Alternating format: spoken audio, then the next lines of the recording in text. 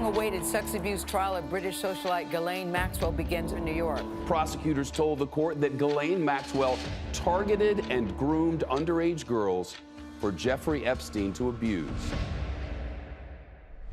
This is a day many thought would never come. Ghislaine Maxwell on trial in New York for allegedly helping Jeffrey Epstein to sexually abuse young girls. The trial began on Monday and is expected to last 6 weeks. No cameras allowed, so we're relying on these court sketches. The 59-year-old denies all charges, and her defense argues she's being unfairly tried for Epstein's crimes. A jury of 12, though, will decide her fate after hearing from 4 alleged victims and many of Epstein's former staff. His pilot of 25 years has already testified about flying Prince Andrew, Bill Clinton, Donald Trump, and actor Kevin Spacey on Epstein's private jet. We'll hear from Lisa Bloom, a lawyer for some of Epstein's alleged victims, in a moment. She's been watching from inside the courtroom. But first, this quick look at how the media's been covering the story so far.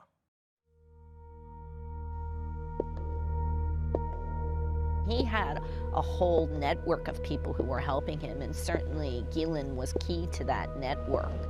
She perfected this scheme where she would initially recruit a girl, and then those girls would recruit more girls.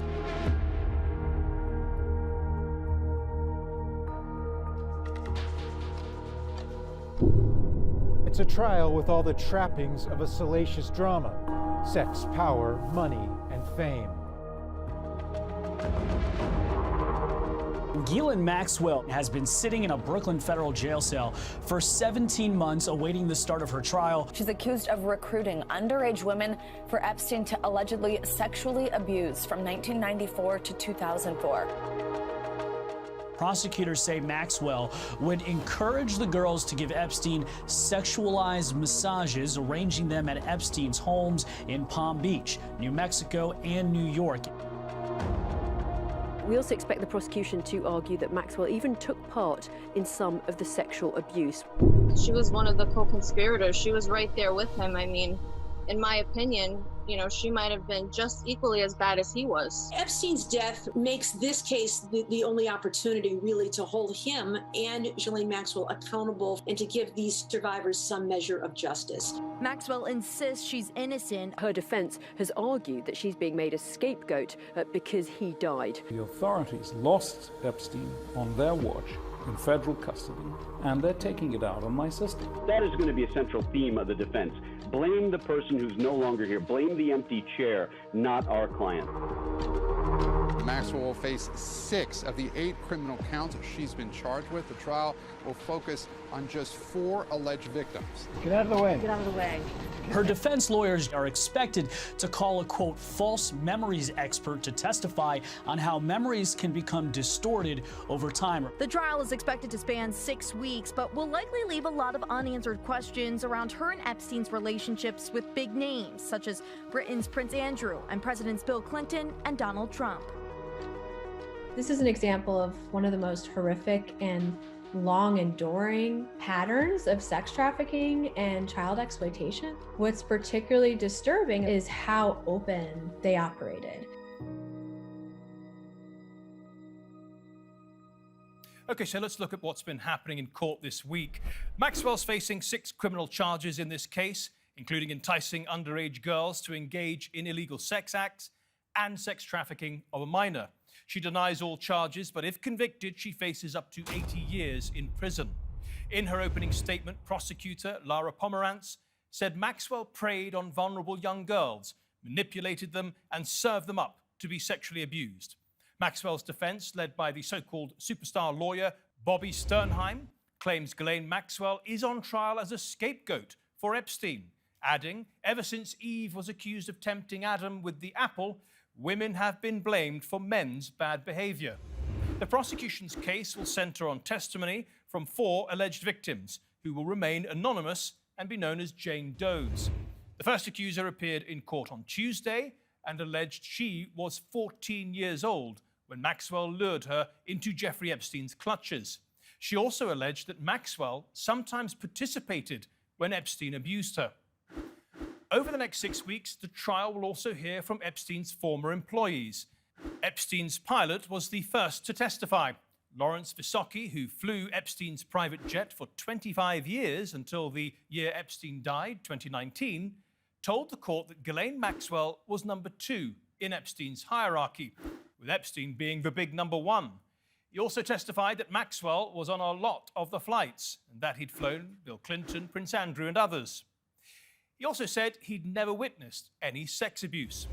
The diverse group of 12 jurors have been told not to discuss the case with anyone or research it on the internet or anywhere else. Okay, let's bring in our guests now. All 3 of them are in New York, where the trial is taking place. Lawyer Lisa Bloom represents a number of Epstein's alleged victims and is observing proceedings from inside the courthouse. Investigative reporter Barry Levine is also with us. He wrote The Spider, Inside the Criminal Web of Jeffrey Epstein and Ghislaine Maxwell. And finally, we have Taina Bien-Aimé, who is the Executive Director at Coalition Against Trafficking in Women. Welcome to all of you. Lisa, I'd like to start with you. You're in the courtroom. I know that you and your clients have been waiting for this moment for years. What does it mean to you and the women you represent to see her finally in court? This is a monumental event for my clients who have waited for decades for justice. We lost the opportunity in 2019 when Jeffrey Epstein was permitted to take his own life in prison. And so now we have another opportunity with Ghislaine Maxwell. And to even just hear the prosecutors deliver their fiery opening statement, taking her down bit by bit, laying out the facts that are going to be alleged against her, that she knew, that she participated, that she enticed victims into this horrific sex trafficking scheme. It really means the world to my clients. Maxwell's defense lawyer, Bobby Sternheim, she's arguing that Epstein manipulated Maxwell and that she's being prosecuted for his crimes. What do you make of that? Well, the defense has to argue something. That's what I always tell my clients. They're going to come up with whatever they can. And that is probably their best argument, that this is really all about Jeffrey Epstein, not Ghislaine. But that's why the prosecution is very careful to talk, for example, with the first witness who the first victim who testified yesterday, Jane, and tying Ghislaine in. She was there. She saw it. She participated in the sex acts herself. That is essential in this trial. And yet the defense will try to argue that people like Jane, all 4 of the Jane Does, if you like, are misremembering events for various different motives, perhaps pressure from their lawyers, pressure from the media, perhaps the passage of time, perhaps even financial gain. Yeah, listen, let's start with financial gain. They did get millions of dollars from the Victim Compensation Fund. I took 8 of my clients through that fund, and I can assure you there's no extra money for participating in the criminal case as well. They've already received their money. It's all paid. It's in their bank accounts. This trial and the outcome of this trial has no effect on them financially. So that argument doesn't even make sense. And sure, attorneys manipulated them, blamed them. I mean, what is more likely, that these 4 victims who don't know each other have come forward with similar stories because it's the truth, or that they're all manipulated and lying and making it up for money? I mean, I don't think that defense is going to fly. Taina, as a lawyer who works to stop the sex trafficking in women, you must have been particularly upset and offended by the line of defense. No, I think, as Lisa says, that is what the defense needs to do. Everyone is entitled to a defense, and it's very typical of defense lawyers, particularly in cases of sex trafficking or any types of sexual violence or gender-based violence, to discredit the victims, to challenge their ability to remember, to soil their reputation in some way. So that is not surprising. What is remarkable here is that we have an alleged sex trafficker on trial, which is rare, considering the level of sex trafficking cases around the world. And what is also rare, so I read, is that this is a powerful woman in the frame here. The allegations are being made against a powerful woman. Now, I've read some ex-prosecutors saying that some jurors will have sympathy with her because she is a woman. Maybe she fell into the orbit of Epstein. Other jurors will be especially upset with her because she's a woman and allegedly betrayed other women and very young girls. Well, I think it also shows the nature of sex trafficking, right? Which is a large part grooming, enticing, procuring. And there's no better person to do it than women. The UN estimates that 38% of sex traffickers are women, precisely because they are unassuming enticers and groomers, and they can gain the trust of potential victims. And so the fact that Maxwell is now being accused of sex trafficking and enticing and grooming young girls for purposes of commercial sex acts is hopefully a sign that people are starting to understand what the means of sex trafficking are and how serious these crimes are. Barry, the prosecution is leading with the same Jane Doe, the same accuser that you led with in your book. Just explain why she's such an important person and so pivotal in this entire sordid story. Yes, this particular Jane Doe to me represents the turning point that Ghislaine Maxwell basically turned to the dark side. This was 3 years into her relationship with Jeffrey Epstein. In 1994, she had began seeing him in 1991. And this was, to me, the definition of how she lost her moral compass. She became, as I write in the book, with Jeffrey Epstein, a predatory Bonnie and Clyde. It's so troubling to me how easily she moved into this role with Jeffrey Epstein, that not only was she able to help him recruit these victims, but she also took part in some of the abuse herself. And it was on this particular trip to Michigan where Jeffrey Epstein once, as a young boy, went to this music camp. Many years later, of course, decades later, Jeffrey Epstein, extremely wealthy, became a benefactor of this particular camp and took Ghislaine on this trip to Michigan. It was there that they focused on this 14-year-old girl and basically pursued her, brought her to their home in Palm Beach, and then over the course of the next 2 years, transported her to his home in New Mexico and engaged in criminal actions against this girl. But it was this turning point for me this was the first victim in which Ghislaine basically went from a protector of girls to a predator of girls. Understood. Lisa, you've had the good fortune of being in the court. You know what the atmosphere is like. You can see Ghislaine right in front of you. Her lawyers have said that over the past 17 months in jail, she's had an incredibly rough time, physically, mentally assaulted. They made the headlines by saying, she's being treated like Hannibal Lecter. Does she look like a broken woman? She does not. She looks fine. She's wearing a nice white sweater and a dark skirt. She leans in and sometimes touches her attorneys, whispers in their ears. But listen, I'm an advocate for prison reform as well. We do have a lot of problems in our prisons. She may not be treated well. The conditions are rough. So both can be true.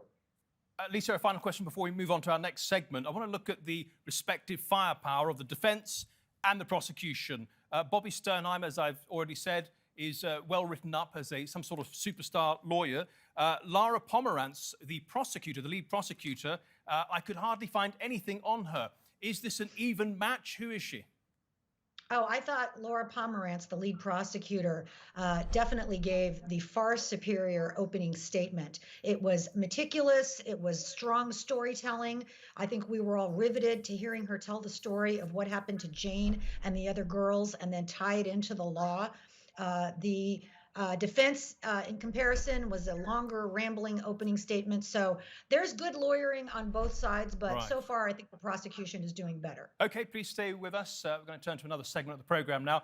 As I said, this case is fascinating for so many reasons, not least for what it may reveal about all the rich and powerful people who Epstein and Ghislaine Maxwell associated with for decades. The Clintons, the Trumps, Bill Gates, Prince Andrew, Harvey Weinstein, and many, many others. They all deny knowing of Epstein's dark side, but a number of these people associated with either Epstein or Maxwell, even after he was convicted of sex crimes in 2008. This picture with Prince Andrew was taken in 2010. Here we see Maxwell attending Chelsea Clinton's wedding in the same year. This one with Bill Gates was reportedly snapped sometime after 2011. All this makes the Ghislaine Maxwell case very interesting to the general public, and it doesn't stop there. Maxwell's family background is also fascinating.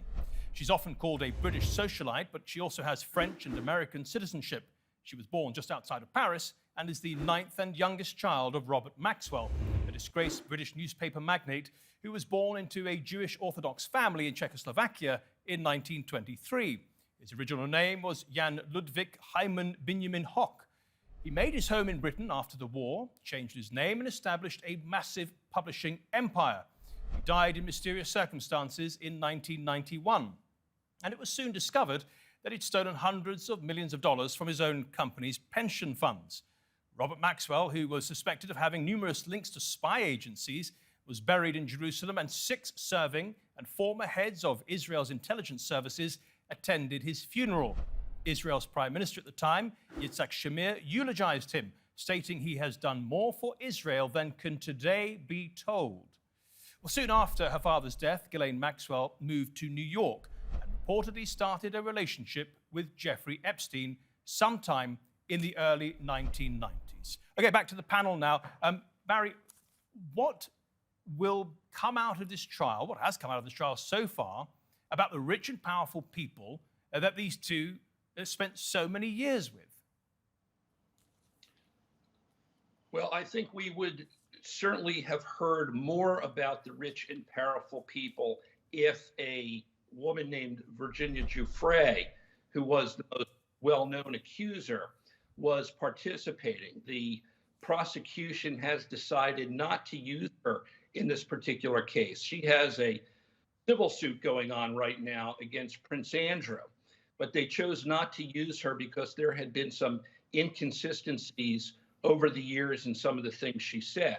She has stated in court papers that Prince Andrew and other men she was forced to be with, that Jeffrey Epstein and Ghislaine Maxwell had put her out to these men.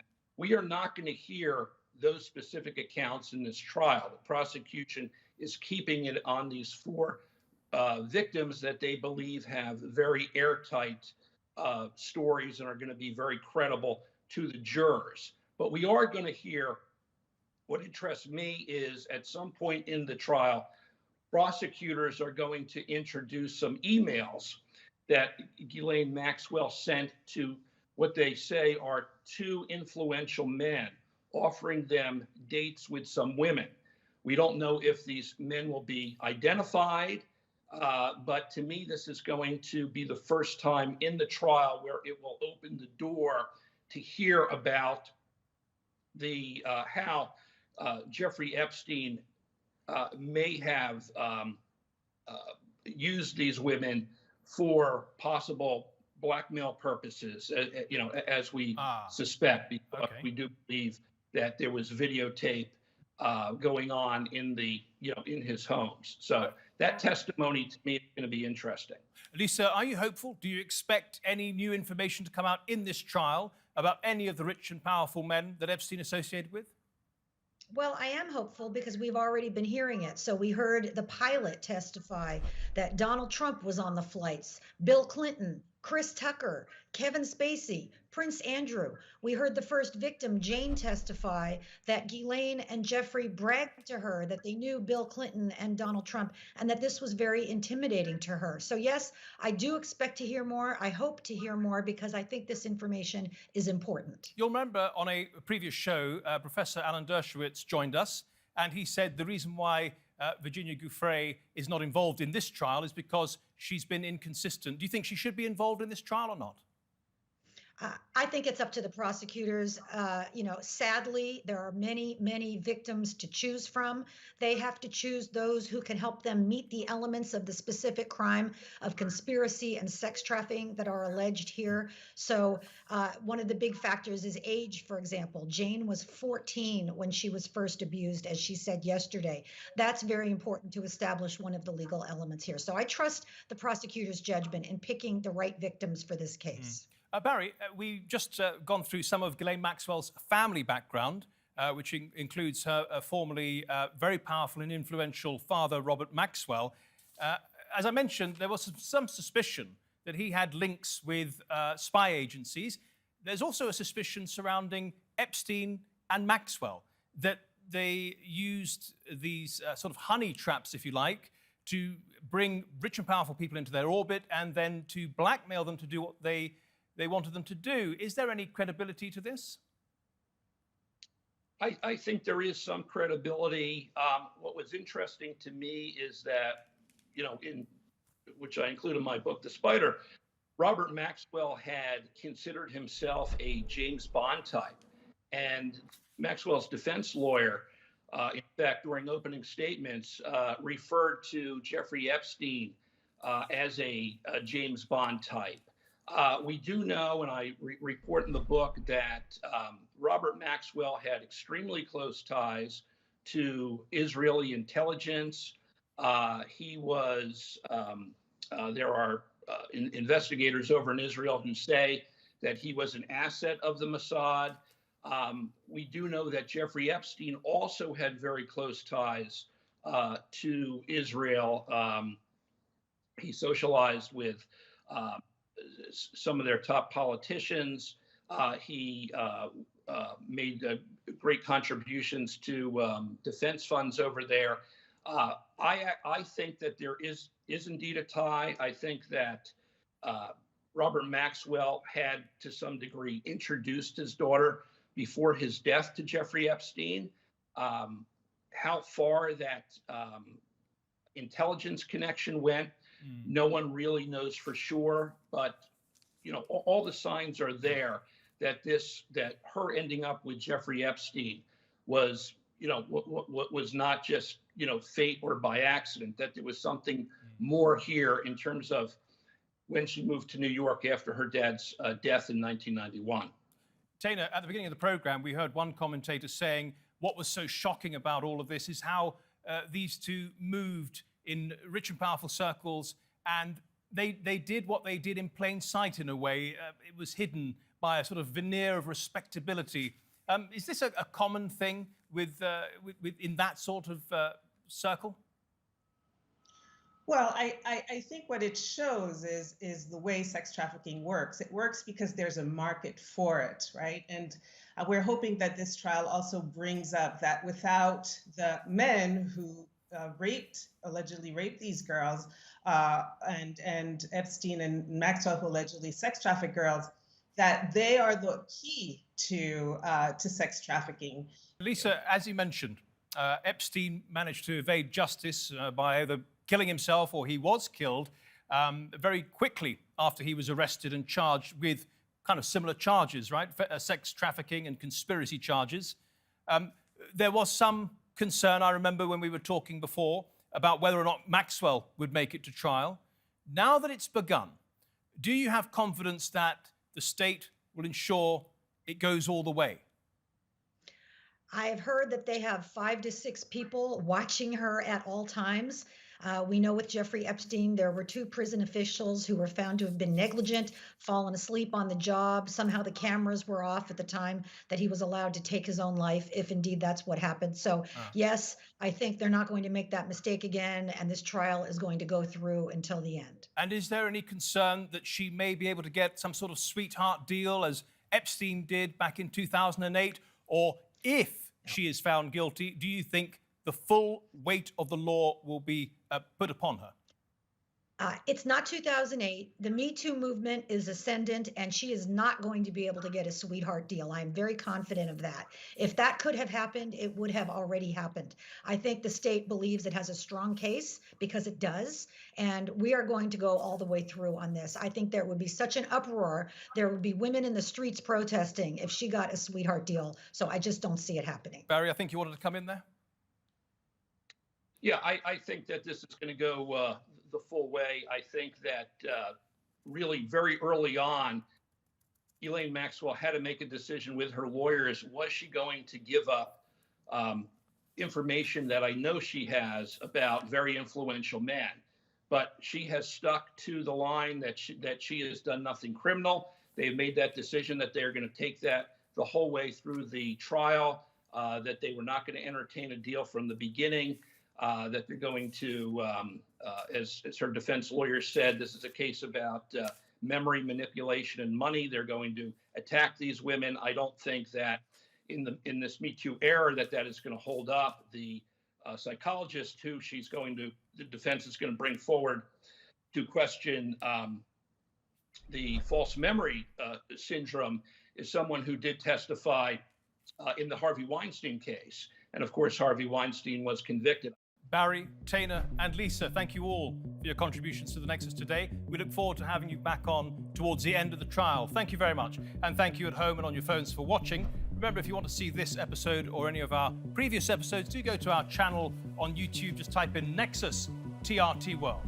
Until next week, then, goodbye.